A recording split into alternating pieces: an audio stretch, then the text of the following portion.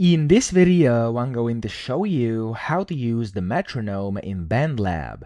Now to do this, you want to open a project, and then the metronome is located over here in the top left. So if you click on it like this, so it turns blue, it means it's going to be enabled, okay? So if I now go and just like add a new track, for example, and if I actually let it play, you can hear, of course, the metronome beeping or ticking in the background. If I turn it off, it's now turned off and you can't hear it. Of course, you could also click on the drop-down menu, the arrow, to tap your tempo like this, or of course you could go in plus or minus your tempo, and then down here you can change the metronome sound. It could be default, rim, slap, tick, whatever one you want. You can of course play the sample as well to hear what it sounds. If I go, for example, cowbell, and then of course over here you can set your metronome volume as well, and if you want a count in duration, you could also set it to off, 1 bar or 2 bars, okay? So that's essentially how to do this. I hope this video helped you out. If it did, please subscribe to the channel and help me out as well.